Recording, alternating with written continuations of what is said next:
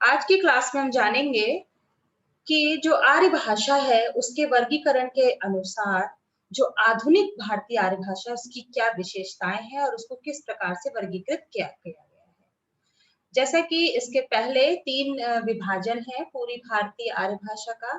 पहला प्राचीन विभाजन जो प्राचीन कालीन समय से है, दूसरा मध्यकालीन जिसमें पाली प्राकृत और ये सब भाषाएं आ जाती हैं, और तीसरा है आखिरी यानी कि आधुनिक जिसका समय 1000 ईस्वी से अब तक माना जाता है।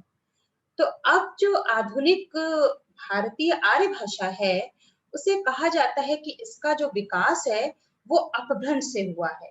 अपभ्रंश यानी कि संस्कृत का ही विखंडित और विघटित रूप। उसमें बहुत सारी भाषाएं शामिल हुई, उसका वर्गीकरण अलग अलग विद्वानों के अनुसार अलग अलग तरीके से हुआ। जैसे कि डॉक्टर हार्ले ने 4 वर्ग विभाजित किए। पहला गौड़ीन और दूसरा पश्चिमी गौड़ीन, तीसरा उत्तरी और दक्षिणी। मतलब उन्होंने पूरा पश्चिम उत्तर दक्षिण के एरिया वाइज उसे डिवाइड कर दिया। और पूर्वी यानी कि उसमें पूरा असमी, बांग्ला और पूर्वी हिंदी ये सब भाषाएं ले लिया, यानी कि पूर्वी भारत का सारा प्रदेश। पश्चिमी में पश्चिम भारत के सारे आ गए, जैसे कि राजस्थान, गुजरात, सिंधी, पंजाबी, ये सब पंजाब वगैरह सब पश्चिम में पड़ते हैं। उसी तरह से उत्तरी यानी कि उत्तर प्रदेश कह लो या गढ़वाल या पहाड़ी एरिया कह लो, और दक्षिण यानी साउथ में महाराष्ट्र और भी अन्य भाषाएं। तो ये तो उन्होंने 1880 में कहा था, तो उतना चर्चित नहीं हुआ। उसके बाद भी बहुत से ऐसे वैज्ञानिक आए, भाषा वैज्ञानिक, जिन्होंने अलग अलग तरीके से इस भाषा को विभाजित किया और उसका बताया कि किस क्षेत्र में हम विभाजित कर सकते हैं। थोड़ा सा मुझे बहुत अच्छा लगा, सबसे अच्छा डिवाइडेशन किया भोलानाथ तिवारी ने। उसके अकॉर्डिंग मैं बताना चाहूंगी कि भोलानाथ ने क्षेत्रीय और उससे संबंध अपभ्रंश के आधार पर पूरी भाषा को डिवाइड किया, जो आधुनिक भारतीय आर्य भाषा है। यानी कि पहला शौर सेनी, मतलब उसको भाषा को उठा लिया, अपभ्रंश का ही जो भी भाषा निकला, अपभ्रंश से जो भाषा निकला उस भाषा के हिसाब से उस क्षेत्र को उन्होंने एक्सप्लेन किया। जैसे कि शौर सेनी भाषा जो पश्चिमी हिंदी, राजस्थानी, पहाड़ी और गुजराती लैंग्वेज उसमें शामिल हुई। उसके बाद मागधी जिसमें बिहारी भाषा, बंगाली, उड़िया और असमिया। अर्धमागधी में पूर्वी हिंदी और महाराष्ट्र यानी साउथ यानी कि दक्षिण भारत के प्रदेश महाराष्ट्र इत्यादि मराठी, और पश्चिमोत्तरी यानी राहत पैशाची कहने सिंधी, पंजाबी, बंगला, अरे लहंगा इत्यादि। तो इस तरह से सभी ने अपने अपने तरीके से भाषा को डिवाइड किया। क्योंकि हम लोग का संस्कृत विषय है, इसलिए भोलानाथ तिवारी के ही वर्गीकरण को हम विशेष रूप से अपना बेस बनाते हैं। कि कुल मिला के कहने का तात्पर्य है कि जो संपूर्ण भारतीय आर्य भाषा है आधुनिक कालीन, वो अपभ्रंश पर आधारित है, यानी कि अपभ्रंश भाषा का ही विघटित रूप, उसके क्षेत्र विशेष, उस सामाजिक परिवेश के हिसाब से वो भाषा चेंज हुई और उसका जिन जिन रूपों में वो रूप बना, जैसे कि कोई गुजरात का है तो गुजराती भाषा हो गई, कोई असम का है तो असमी भाषा हो गई, कोई बंगाल का है तो बंगाली, कोई बिहार का है तो बिहारी। तो ये सब जो भाषाएं थी उस क्षेत्र विशेष के आधार पर निर्धारित हो गई। लेकिन जो उसका मूल जो था, जो मूल प्राण स्वरूप था, जो वर्जिन कह सकते हैं, ओरिजिन, वो जो है अपभ्रंश ही था। अपभ्रंश के ही आधार पर वर्गीकरण किया गया।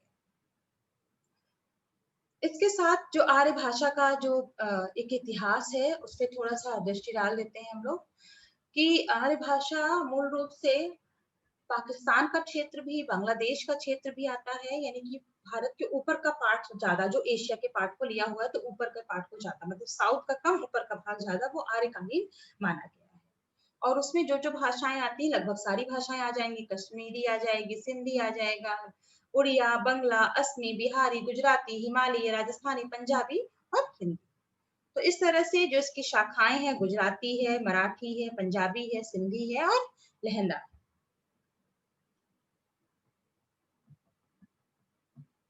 अब आता है, जैसे कि मैंने आपको बताया था कि किसी भी भाषा विशेष का वर्गीकरण जब हम पढ़ते हैं तो पहले उस कालक्रम के हिसाब से पढ़ते हैं, फिर उसको जानते हैं कि उस भूभाग के आधार पर कैसे भाषा को डिवाइड करते हैं।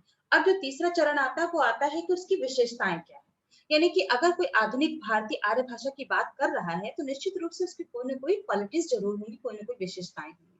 तो उस पे हम थोड़ी सी नजर डाल लेते हैं कि जो आधुनिक भारतीय आर्य भाषा की विशेषताएं हैं उसमें मूल रूप से जो सिंधु नदी के आसपास की भाषा हो गई, यानी कि उत्तरी भारत के आसपास, जिसमें पाकिस्तान की भाषा भी आ जाएगी, मतलब उसके आसपास की, तो वो भाषा सिंधी भाषा कही गई।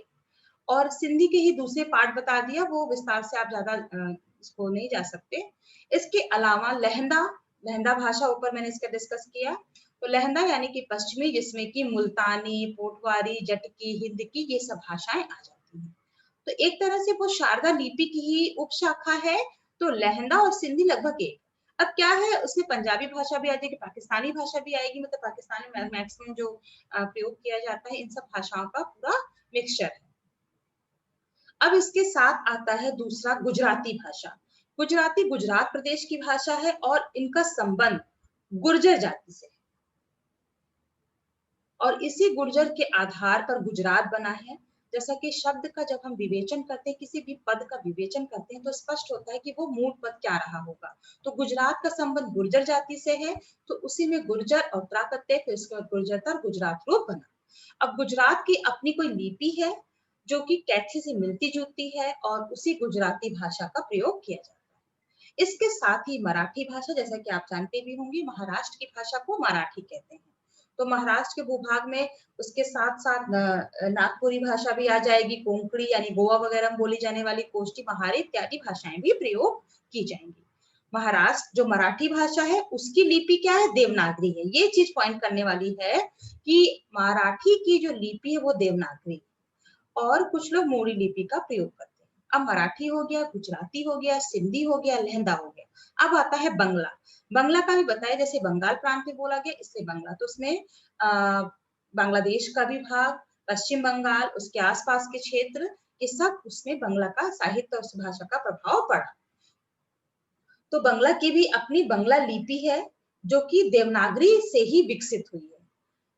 जो इसके पहले मराठी है उसकी लिपि देवनागरी है, और बंगला की भी बंगला लिपि है। देखो लिपि अलग चीज होती है, भाषा अलग होती है। लिपि मतलब उसको एक हस्तलिपि करके उस आधार पर भाषा का विकास और विस्तार किया जाता है। तो जो बंगला लिपि है वो किससे मिलती जुलती है, देवनागरी से ही। और इसके साथ आती है असमी भाषा जो कि असम क्षेत्र में बोली जाती है, और उड़िया जो कि उड़ीसा में बोली जाती है। ये सब भाषाएं कुल मिला के आर्य भाषा की विशेषताओं के अंतर्गत आती है, कि उनको हम मूल रूप से जानेंगे और उनकी जो विशेषताएं होंगी वो सब आर्य भाषा के ही अंतर्गत आएंगी।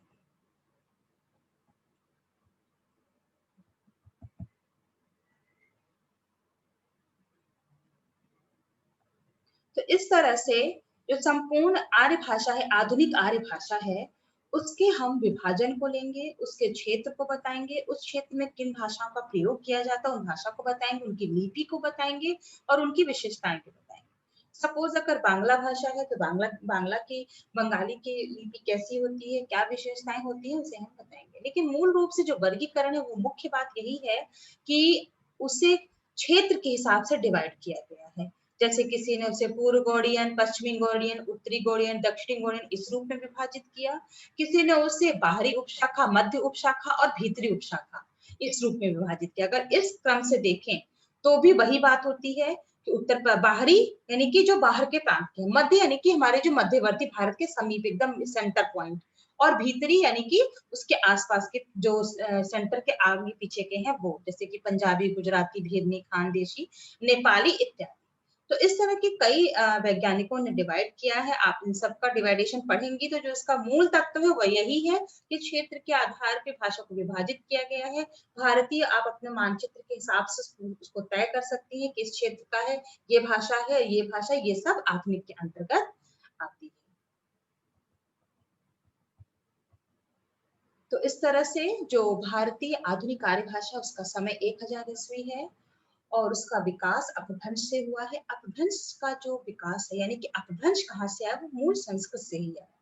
तो इस तरह से हमने जाना कि भारतीय आर्य भाषा के 3 रूप से कालक्रम के हिसाब से वर्गीकरण कर सकते हैं। पहला प्राचीन कालीन, दूसरा मध्यकालीन और तीसरा आधुनिक कालीन। इसके पहले की क्लासेस में हम लोगों ने प्राचीन और मध्यकालीन पढ़ा था।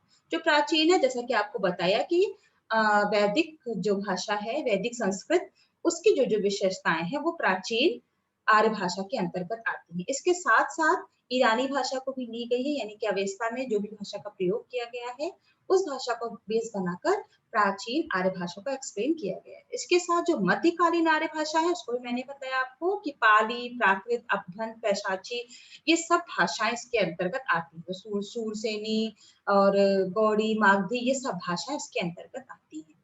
और आज की क्लास में हमने जाना कि आधुनिक भारतीय आर्य भाषा क्या है और उसका विकास कैसे हुआ, उसका वर्गीकरण किन रूपों में कर सकते हैं और किन भाषाओं को भारतीय आर्य भाषा यानी आधुनिक आर्य भाषा में सम्मिलित किया जाता है। तो ये सब चीजें हमने आज की क्लास में जाना।